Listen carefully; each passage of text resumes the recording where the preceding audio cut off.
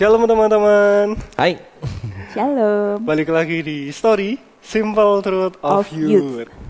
Nah, kali ini kita kedatangan bintang tamu. Woi, Gobram lagi. Halo. Ini superstar ini, jauh banget ya bintang datangnya. tamu. Macet gak gua tadi gua?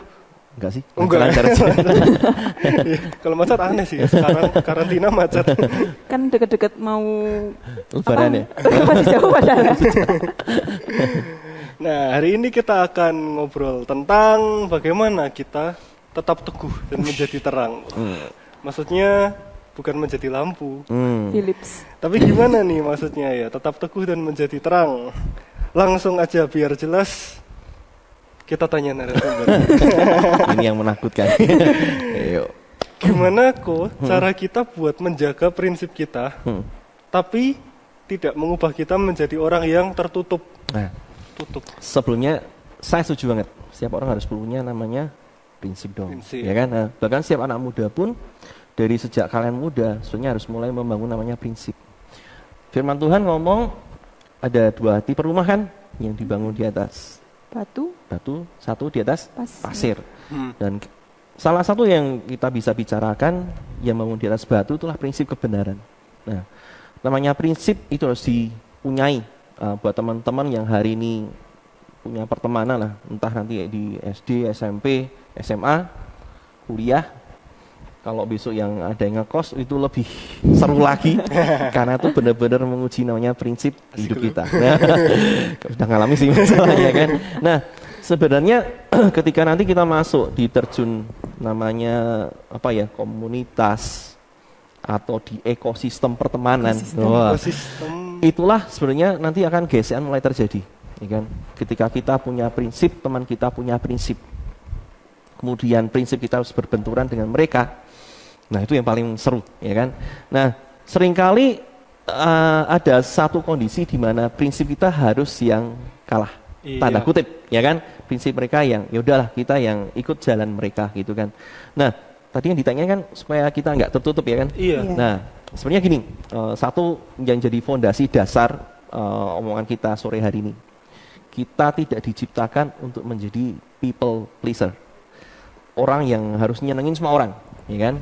Kita malah punya satu tanggung jawab besar untuk kita jadi God pleaser, untuk jadi orang yang menyenangkan hati Tuhan. Nah, 2 kota ini itu nggak mungkin bisa jadi satu, ya kan? Kita nggak mungkin bisa, ya artinya gini, kita harus nyenengin Tuhan, tapi yang nyenengin Tuhan itu nggak mungkin, kadang-kadang nggak bisa juga nyenengin manusia, ya kan?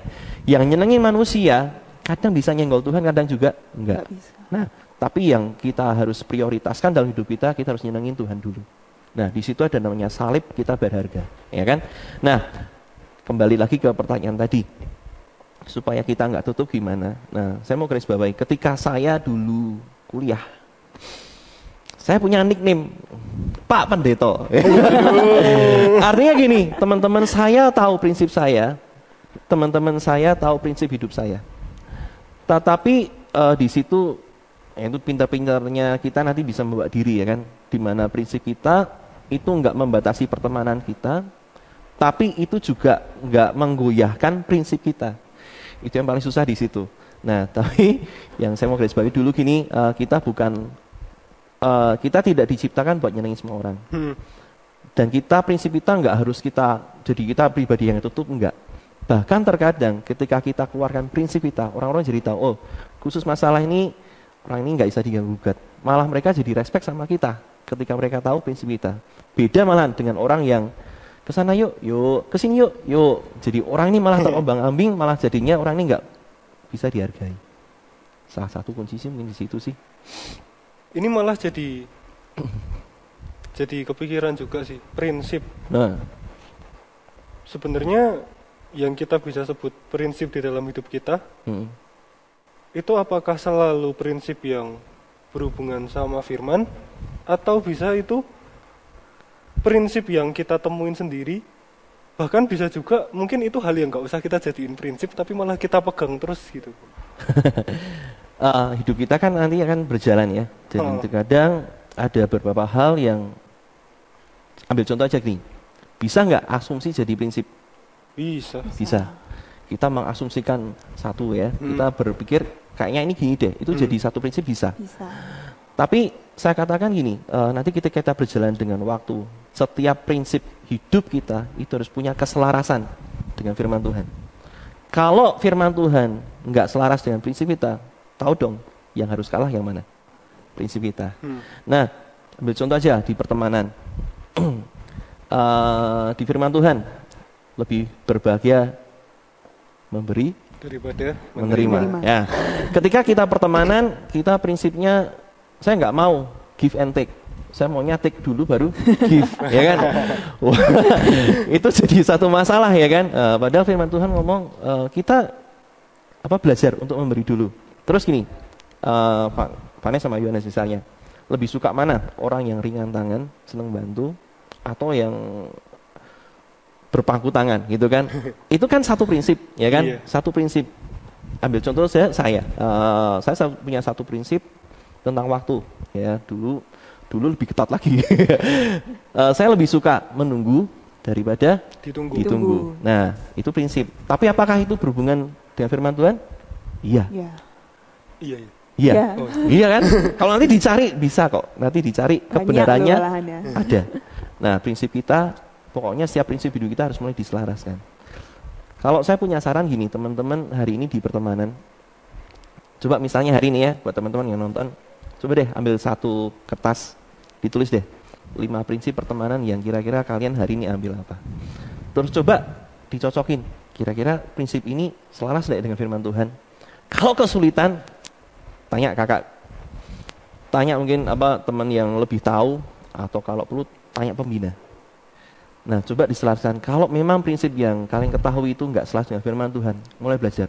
Berarti prinsip ini salah.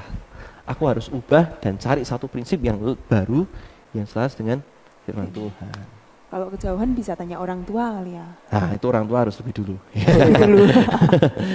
Oke, Berarti gitu. justru prinsip itu nggak boleh bikin kita jadi orang yang kolot, Nggak, ya kan? nggak. Saya dulu punya pengalaman ketika ini di kos. Kos tuh ceritanya banyak, ya. Calon. Dari satu saat, ini buka nama aja lah, dia juga nggak bakal tahu. Ada satu angkatan bawah ya kan, masuk ke kos itu kan, namanya Yeremia. Kristen banget nih kan. Ya. Tapi ternyata dia ini punya satu prinsip, dia nggak bisa blend in dengan teman-teman, ya kan, caranya apa, cara ngomong, dan di situ malah dia bukan jadi terang, malah jadi batu sandungan. Nah, prinsip dia akhirnya membuat dia tuh tertutup. Nah, kenapa? Karena prinsip dia tidak mau berubah, ya kan? Padahal dia terang, tapi dia menutup diri dengan prinsipnya. Akhirnya terang itu tertutup dengan dirinya sendiri. Nah, harusnya gini, prinsip kita seperti saya waktu itu juga di kos. Saya tunjukkan prinsip saya untuk masalah ini, misalnya ambil contoh aja rokok, terus misalnya yang pornografi atau apa, saya harus ambil satu kata no. Teman-teman menghargai, biarpun mereka pertama gitu kan, tapi oke. Tapi saya tetap berteman, saya tetap memberi, saya tetap apapun. Akhirnya mereka respect tuh sama saya. Nah, akhirnya terjadi satu, mereka enggak ganggu prinsip saya, tapi saya juga bisa berteman dengan mereka. Itu yang sih di situ sih. Nah, Itulah kenapa prinsip kita harus diselaraskan sama firman, juga diselaraskan sama ya mungkin kayak kondisi zaman gitu ya. betul. Karena Ya. ada prinsip yang mungkin berlaku, gampangannya tuh kalau mungkin berlaku waktu kita masih SD, dulu pergerakannya kayak gitu. Nah, kita kuliah kita nggak mungkin lah masih bawa, mungkin ada yang masih relevan prinsip-prinsipnya kita SD, tapi kan mungkin kebanyakan sudah berubah dan sudah harus berubah. Betul. Gampangnya gini lah, isinya harus tetap sama, package-nya yang harus berubah. Manis, cantik. Good. Terus juga seiring zaman ini kan memang makin kesini kan makin susah kita nyesuaiin prinsipnya ya. Ya. Karena gini, zaman itu semakin membuat kita, sebenarnya zaman itu dunia ya, dalam hal ini dunia. Dunia tuh nggak akan semakin membuat kita hitam atau putih, tapi dunia akan membuat kita semakin ke abu-abu. Itu akan bikin kita sangat-sangat bingung, ini Tuhan atau enggak, ini boleh atau enggak, ini dosa atau enggak. Di area itu saya katakan itu yang jadi satu area yang berbahaya sebenarnya. Dan tipis sekali antara kebenaran dan dosa di situ. Tadi juga dijelasin, disinggung-singgung kalau prinsip itu, Kobram juga tadi membuat satu penolakan gitu ya, sama hal-hal yang nggak bertentangan dengan prinsip. Nah, kalau masalah penolakan nih, mungkin Vanes mungkin lebih bisa menjelaskan. Cara penolakan yang penolakan tanpa menyinggung itu mungkin. Karena kan dia cewek kan dia. Ya bicara dengan perasaan itu. Mau bicara soal perasaan dan jujur aja dari kecil, apalagi nih ya kalau tanda kutip emang sudah ya buka kartu aja. Emang kalau misalnya dari kecil udah emang disuruh satu yang namanya nurut, terus juga kamu harus lebih ngalah, kamu tuh misalnya nih ya, kamu tuh anaknya majelis, terus juga kamu harus lebih ngalah, kamu tuh yang tahu, kamu tuh udah tahu ini yang benar gimana. Itu emang susah banget menolak itu tuh susah banget. Sempat kejadian juga sama temen. Jadi yang dari rumah biasanya kalau dibawa ke sekolah tuh nggak ada efek apa-apa, tapi lama-lama kebawa gitu loh. Menolak tanpa menyinggung itu berat banget, meskipun biasanya kalau sama best friend kan kita kan aib itu tuh aib diumbar-umbar mah biasa aja. Udah bukan aib. Tapi itu tuh sampai dia tuh bisa minta sesuatu hal, tapi itu ini nih enggak boleh sebenarnya, tapi itu kok mau bahas aja tuh sampai rikuh ya, sampai benar-benar susah gitu loh rasanya. Soalnya dari dulu jalannya bareng sampai sekarang SMA ya masih bareng. Rikuhnya rikuh banget sih. Ya. Itu tuh gimana nolaknya? Mari narasumber. Pengen kabur. Saya dulu punya satu buku yang bagus banget. Sampai sekarang masih ada. Bukunya judulnya Belajar Berkata Tidak. Lucu ya? Judulnya Belajar Berkata Tidak. Ternyata kata tidak itu menjadi satu kata kunci yang sebenarnya harus bisa dengan kuat kita ucapkan. Ya. Dan banyak orang gagal karena mereka gagal berkata tidak. Ya kan?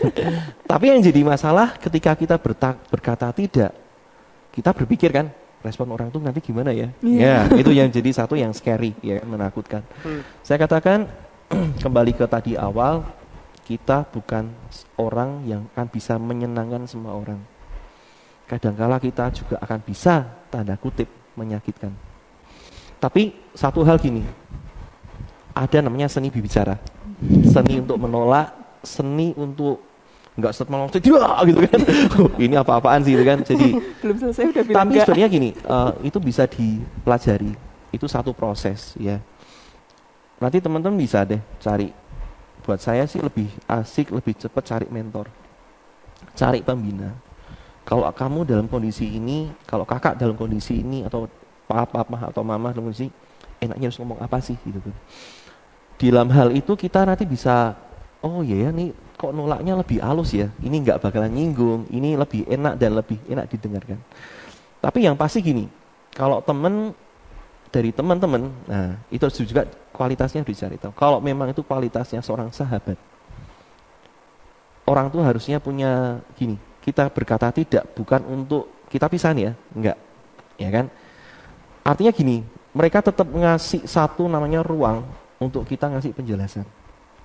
Jadi teman-teman hari ini jangan terlalu berpikir terlalu khawatir, jangan terlalu jauh, wah nanti aku bakal nanti disingkirkan, dikucilkan dan sebagainya ya kan.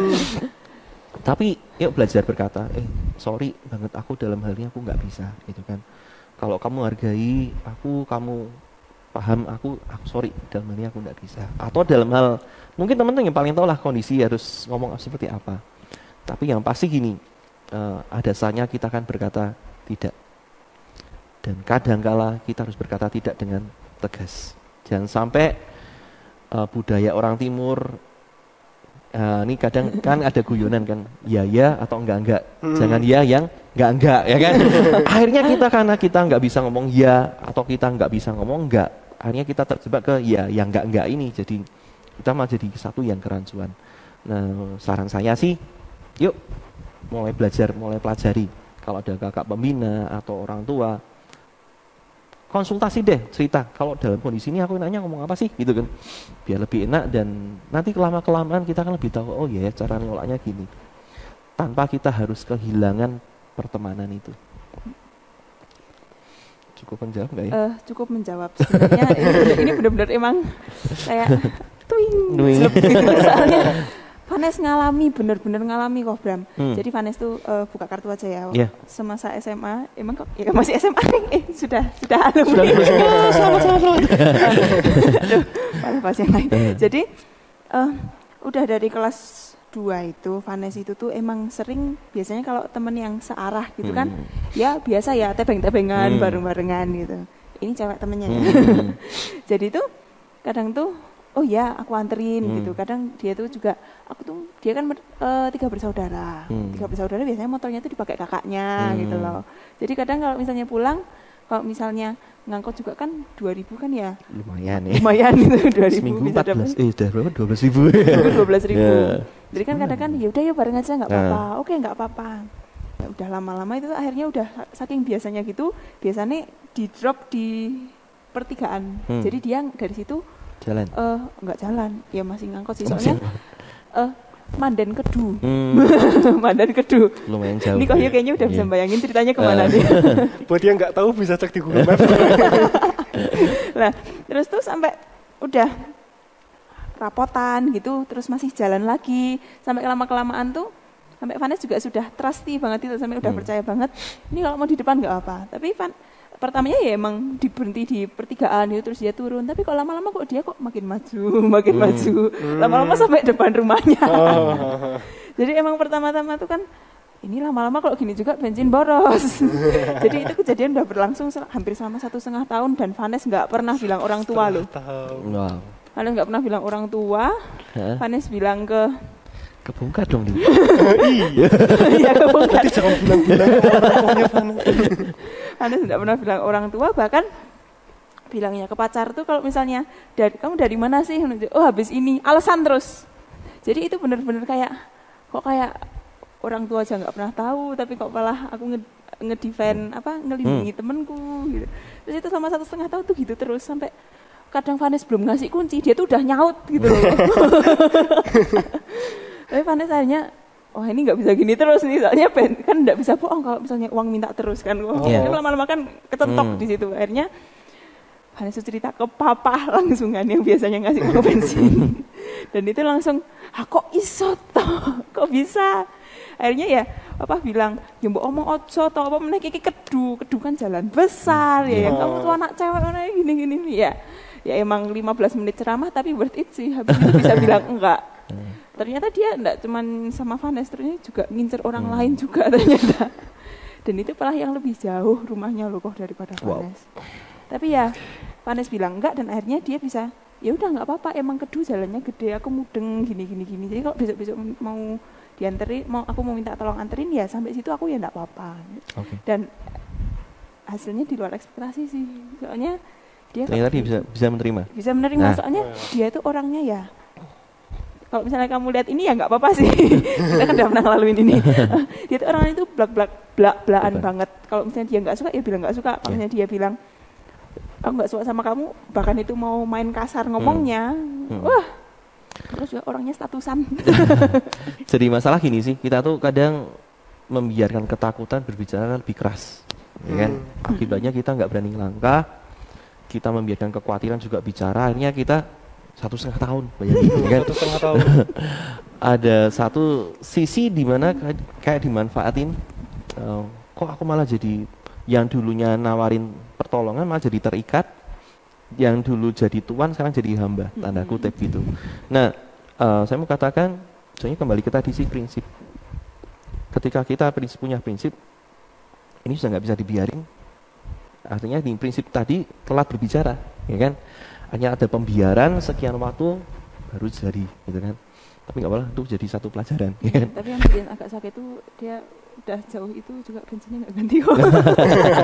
Itu kayaknya kelitip gitu. Nah itu proses buat dia lah. Sakit itu. Ya. Kalau misalnya nih kita udah berusaha buat menolak tanpa menyinggung, tapi orangnya yang kita tolak itu nggak tahu kalau kita tolak, maksudnya tuh kayak kita udah bilang sorry nggak, tapi dia tuh tetap ngeyel atau bahkan tetap ngelakuin hal yang sama kayak gitu, dan terus akhirnya kita harus menolak dengan tegas, tapi itu membuat dia tersinggung, kita harus ngapain kok? Sebenarnya tadi gini sih, saya juga sedang menyiapkan satu topik ya kan, toksik. Nah, pertemanan yang toksik ya kan. Ada orang-orang yang tanda kutip jadi racun buat hidup kita. Dan saya mau katakan untuk orang-orang yang seperti ini, mau nggak bersisingin. Berarti tanda tersinggung kutip, nggak apa-apa? Iya. Saya ambil contoh gini nanti kayak pertemanan ya. Buat saya sih ilustrasi paling mudah ini sih. Ada orang-orang yang bisa kita sapa di luar pagar. Rumah maksudnya? Iya, di luar pagar rumah. Ada orang-orang yang bisa kita ajak masuk ke halaman rumah.